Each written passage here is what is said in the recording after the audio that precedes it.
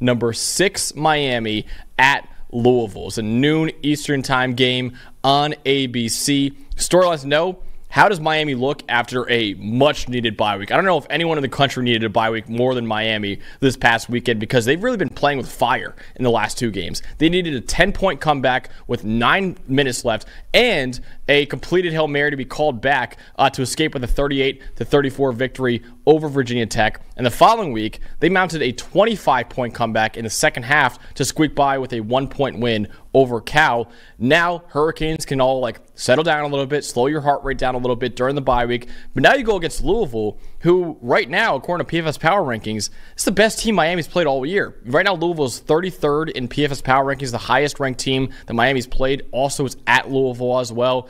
They got to be careful in this one. They can't really afford to keep playing with fire like they've been. Absolutely. Look, you get off to slow starts and you get into big deficits.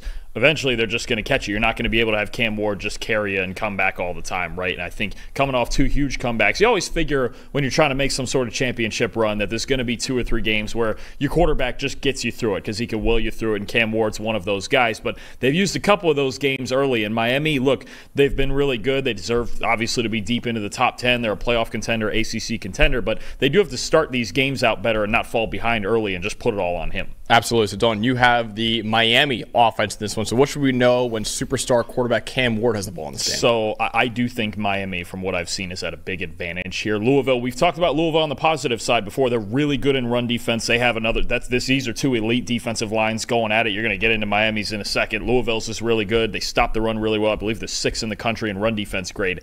It has not been the same story in coverage. They have really struggled to defend passes down the field. They've had some injuries at corner. Quincy Riley came back last week for the first time in a few weeks, but it's been tough. They don't have a single cornerback with at least a 70 coverage grade, and they're 92nd in the country in team coverage grade right now. That's good for 12th out of 17 teams in the ACC. You're just seeing Louisville right now. It is a struggle to defend downfield passes. They play a lot of zone coverage, and this is not a team that you want to give up vertical passes to. Right now, Louisville against 10-plus yard throws has the 5th worst coverage grade in the Power 5. It's just teams are getting downfield. They're sucking the linebackers in. They're getting in those zone windows. They're making big plays. You saw it against SMU. Kevin Jennings had a couple of big ones. Haynes King threw the ball well downfield in spite of Louisville stopping the run well in that game. And look, when you're playing against Miami and you're playing Cam Ward, you're playing against one of the best vertical passers in the country, and it's a real problem, okay? Cam Ward has a 94.7 passing grade on 10-plus yard throws. That's the 3rd best in the country. We know he can make big-time throws. He's accurate with it, the 10th best adjusted completion percentage. Cam Ward is an in-rhythm vertical passer. It's one of the special things that he can do is get the ball downfield in a very timely manner, right? We know he gets into trouble sometimes improvising. We saw the pick 6 against Cal. We saw a couple others against Virginia Tech. But when he's in rhythm and he's allowed to get the ball down the field, really, really dangerous, and that's been the big weak spot for Louisville. So if they don't get a pass rusher, they don't start making better decisions and being more fundamentally sound in coverage, I think the 2 guys that could have big games here, obviously Xavier Restrepo is one of the best receivers in the country, and all that zone coverage. He's got a high football IQ. He knows how to battle through those coverages, but Isaiah Horton's another guy. He's really been their 2nd best vertical receiver in this offense. I think those 2 guys could have big days for this team against a Louisville secondary that has just struggled to cover vertical passes, and they've missed a lot of tackles too, okay? It's just 30 missed tackles in coverage this year. I believe there's only 4 or 5 teams. It's actually the 4th most in the Power 5 in coverage. 30 missed tackles in coverage. So they're not tackling great, and they're not defending the downfield pass. If Cam Ward's allowed to hit those vertical windows early in this game, Louisville's got a real problem. Yeah, and also they have a problem on the other side of the ball, too, because Cam Ward has been special, but you can make the argument that Miami's front 7 has been the best part of their team. Right now, Miami is the 2nd best front 7 grade, which means defensive line and linebackers. They have the 2nd best grade in the country in the front 7 at a 91.7 mark. The only team that has a better one is Ole Miss right now. And Ole Miss, we all know how good their D-line and linebackers are. Miami's linebackers are 4th in the nation in grade as a unit. Defensive line is 3rd in the nation in grade as a unit. And Miami leads the nation in pressure rate this year at 45.1%. Louisville's offensive line is kind of below average right now. They're 41st in the Power 4 in offensive line grade. They've given up a pressure on 37.2% of their dropbacks, which is 118th in the country. But Tyler Shuck, to his credit, has been solid. 65.2 passing grade under pressure is actually 26th in the country. So he's been solid under pressure, which is good for them because the offensive line is putting him under pressure a lot, honestly.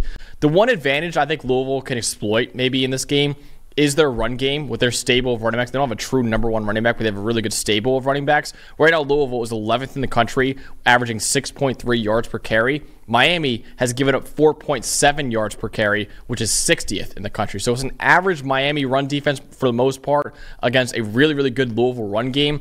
That, I think, is the way for them to maybe take some of the pressure off Tyler Shuck a little bit. But I think in terms of pass rushing wise, Miami's got a big advantage over Louisville on the offensive line. Yeah, I agree. And Shuck's been good under pressure. I will say, I think the other advantage Louisville does have is that Miami's secondary, as good as front seven's been, Miami's secondary's been vulnerable. And you got guys even at corner like Darryl Porter Jr., he's got the lowest coverage grade of any of their starters right now.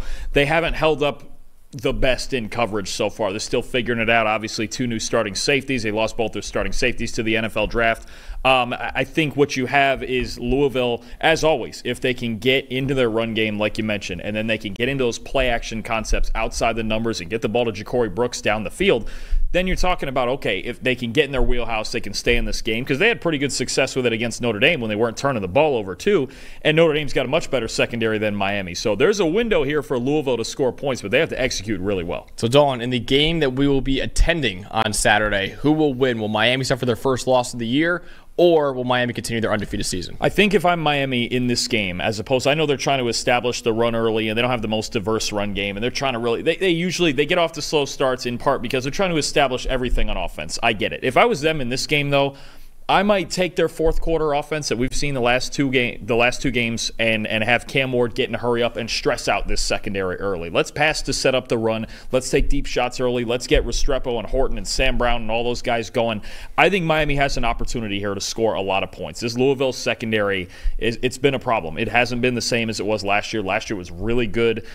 Tamp down the big plays, right? This year, they're giving up more vertical shots, and I think that plays into Miami's hands. I've got Miami 38, Louisville 27. I think we could get a high-scoring game. I think Shuck will have opportunities to succeed, but not as many as Ward. Yeah, I just trust Cam Ward more in this game. I have it a little bit closer than you. I have 30-24 Miami. I don't think it'll always be pretty for this Miami team, but I do, because I think that Louisville defensive line could give Cam Ward some problems. That Louisville defensive line is really good, but I think Miami is able to pull off the road victory, continue his undefeated start. I think just Cam Ward, I trust him more than Tyler Shuck against two, like I said, vulnerable-ish secondaries that both teams have right now, and I think that Miami will be able to ultimately pull out the victory, which should be a really good game. I'm really looking forward to that one.